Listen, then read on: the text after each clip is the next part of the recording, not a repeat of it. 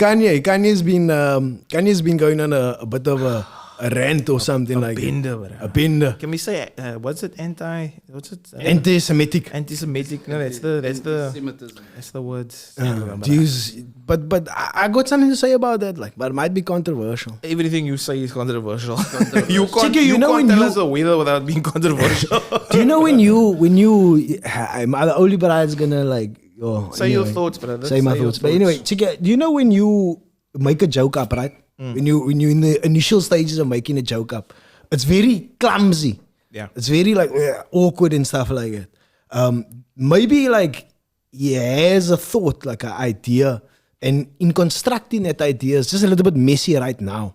Could be. That could be the answer, but yeah, you can't go on and be anti-Semitic. That is a problem. Maybe he's either deliberate or he is like literally like just fucked in the brain. But it goes on to other thing like CJ was bringing up on a previous podcast. Can you separate the music from the madness? Like, can you separate the artist from the art from the person? The art from the person. I have to because I've got all the albums. What must I do? Maybe I have to listen to Kanye every day. Like. I'm rocking it, bro. I'm rocking it. Nah, you must, bro. Listen, it was part of your childhood. Let's take, for example, R. Kelly. That's honestly, my bro. Knowing how old you are, I thought you were gonna go with Bill Cosby. I'm thinking, we're going heavy, Luther Vandross. First time, Cosby show.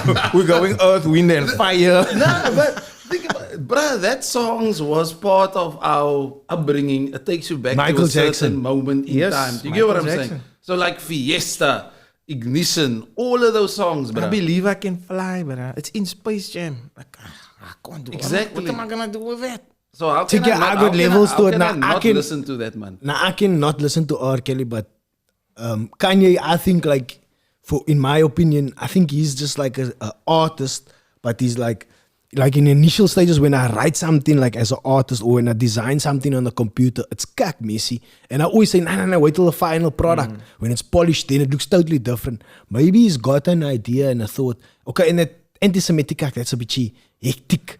You can't like point out one group. But I've listened to a number of podcasts, and especially the Lex Friedman podcast that he done. I enjoyed that one quite a bit. But okay, because Lex also put him on his place. And you have to. Did you see the one with Piers Morgan?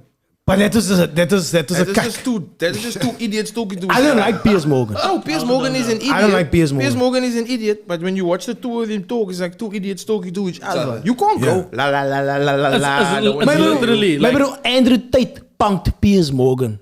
So that shows you how stupid Piers Morgan is. But anyway, what you were saying is like it does make sense. It's like it's about It's like it's messy. What he's doing is messy because like you don't know.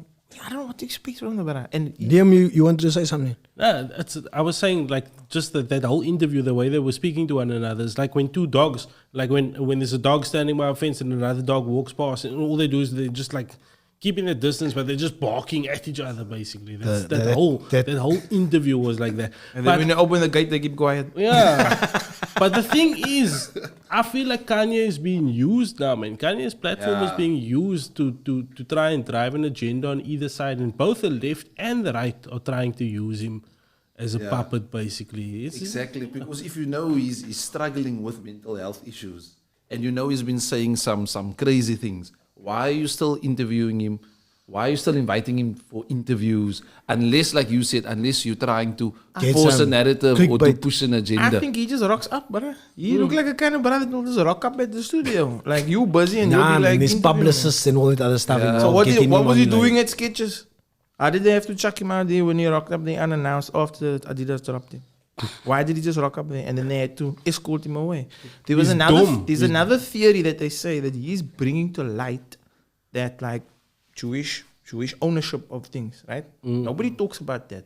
Like Hollywood. Well, what is Hollywood? Chappelle did. And then what did they do to Chappelle? Made him out to be a tatty. And where did he come? To Africa. Exactly. Yeah. So maybe Kanye's coming to Africa because you need to sort this shit out. But they're highlighting where the power sits. Where does the power sit in Hollywood? And they don't want to be... They don't want to be highlighted. They don't want to be highlighted. But if you look at all the networks, who owns the networks?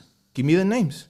It's a Stein, it's a day. It's Jewish owned. So therefore, that look is a theory that they're saying, but I tend to believe it because they're trying to make him out to be a Malden. Not saying he's not, but it's a mixture.